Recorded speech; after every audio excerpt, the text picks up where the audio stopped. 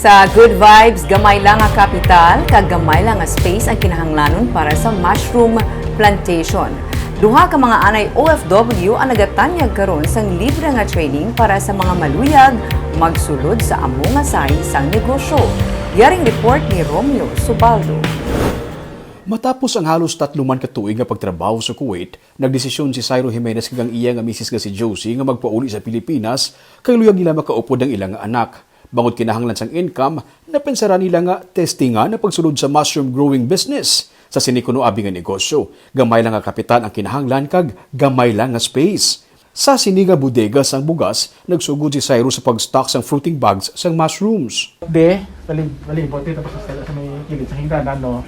Napaigo namon pakaabit mga 1,000 plus. So bungin mo na lang siya namon incubating area namon kay before ni sa bodega nila na isang bugas. Okay. Potensyo. So Say ko na for example, ako wala kay kuya masyado, bay na may nabadaan. Mas start ka with footing bags lang gid anay. lang ang ma-advise ko lang base man sa amon nga ginagyan lang nami gid nga mabakal ka anay di footing bags. Then Tunan mo anay yung proseso. tunan ka do kumbaga sa enrollment kung bala sa ginasulod mo nga Business. business. Sa tuanay, nagsugod na sila sa pag-produce ng fruiting bags para patubuan sang mushrooms pero subong makasarang na sila mag-supply sang fruiting bags kag pagpatubuan sang mushrooms sa mga luyag magsugod sang sininga negosyo. Ang kada fruiting bag nagabilis sang 30 pesos. Ibutang mo lang sa handong nga lugar kag bunyagan sa 2 tutup 3 ka bulan makasugod ka na sa pag-harvest sang mushrooms. Sa 2 ka bulan ang ilang kapital sa 1,000 ka mga bags nabawi na nila.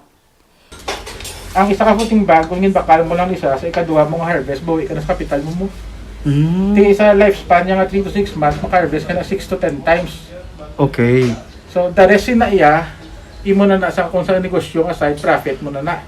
Dugang pa niya, nagsugod lang sila sa pag-produce ng fresh mushrooms pero subong may mga ginahimo na sila nga mga produkto nga himo man sa mushrooms. Halin sa popular nga mushroom chicharon, chili garlic bagoong style mushrooms, tocino, longganisa kag iban pa.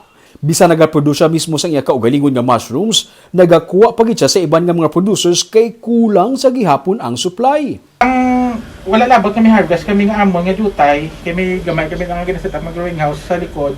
Galing kay ang kalaanan ng mga bags namon, ang inog silo na sa namon dito pakabit. Lang kulang gid nga amon mismo nga harvest lang sa kinanglanon namon sa processing. So kapamakal kami sa iban man namon nga upod nga grower. Para mas mapadasig ag mapahapos ang proseso, naghimo sila sa mga mechanical devices para sa pagpreparar sang fruiting bags. Mismo si Cyril ang nagpaminsar sang ideya kung ano nga device ang himuon sa kada proseso.